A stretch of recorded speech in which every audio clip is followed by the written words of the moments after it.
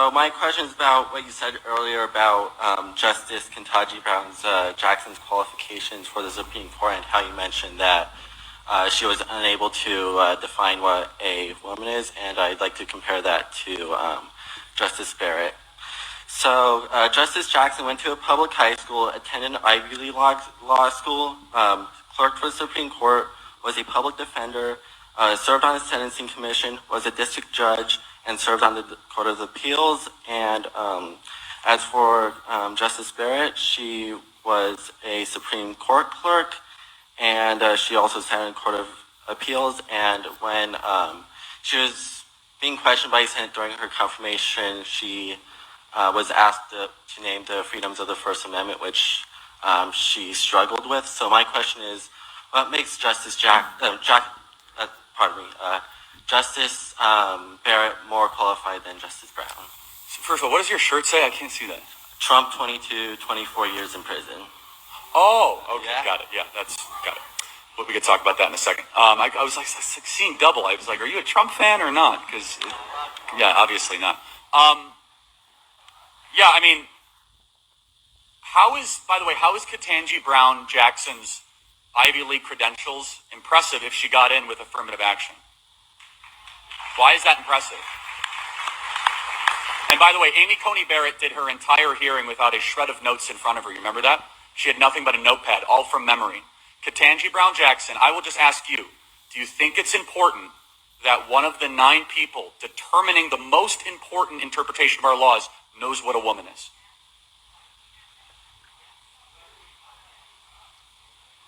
Well,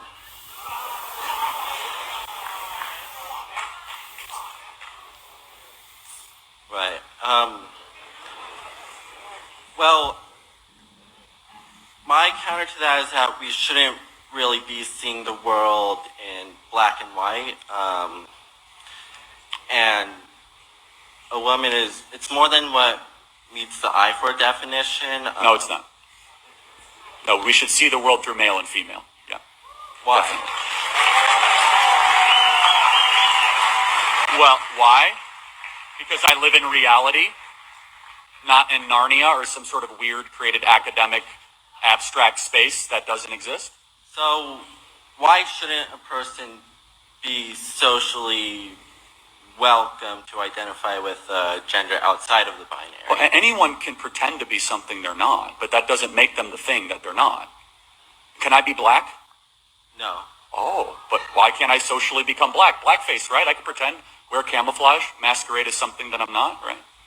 How's that different than a trans person? Race and gender are two completely separate things. They have nothing to do with each other, and the existence of being transgender does not imply the existence of being transracial. So you can pretend to say that you have ovaries when you don't, but you can't put makeup on to pretend to be a black person.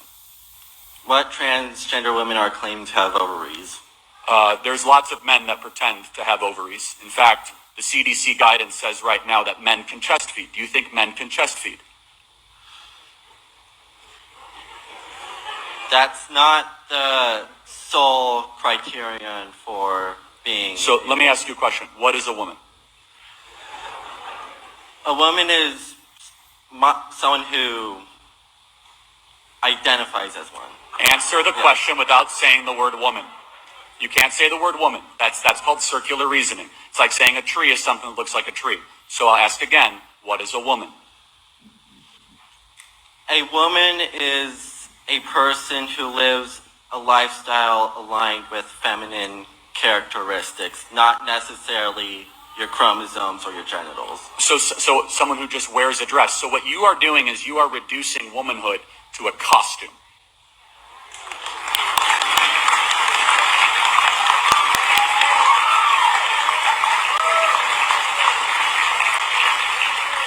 No. So are you suggesting that, like, a transgender woman goes about her day pretending to be a woman, but then when she gets home, she starts acting like a man? No, delusional in every part of life, I understand that, but that doesn't mean they're not delusional. There's a series of mental conditions where you could pretend to be a wolf. Can you be trans species too? Does your own mental condition dictate external reality, yes or no? Not necessarily. Okay, then why do you believe that a biological man can become something that he is not? Because he thinks it. Because gender is not interchangeable with sex. Yeah, right. So there are 0 genders. There are only 2 sexes. Gender is a made-up term that started in the academy in the 1960s. Talking about sex, which is the only thing that actually can be proven and that matters, X, X, X, Y, I will ask the question again. Why is it that a man can suddenly become a dress and can be treated exactly the same as a woman that is biologically, not just biologically different, but somebody has a different brain, a different hormonal system, menstruate, have children? I'll be very honest with you. It is so unbelievably insulting to women to have men have to lecture that all it takes is some weird dude with testosterone can put makeup on, wear a thong and a dress, and he suddenly becomes a woman. Here's at the essence of the issue, is that no matter how much surgery you do, no matter how many drugs you take, you don't stop being the thing that you were born. You don't get to determine your reality by a stroke of the will. I don't deny for a second that the trans person thinks that they are. Certain people think that they're younger than they are. Some people think they're taller than they are. Some people think they're richer than they are. Some people think they're innocent when they're not, like Bob Menendez. There's plenty of delusional people in this world. It's up for society to say no to the delusional and yes to reality. It is for us to not allow us to be reigned under the tyranny of somebody's imagination. Do you have a response? And then we'll wrap it up.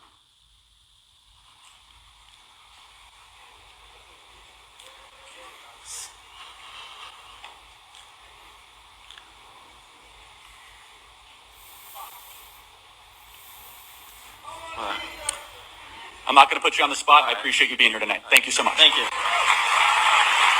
All right, next question. And give it up for him. That's not easy to do at a conservative event. I appreciate that.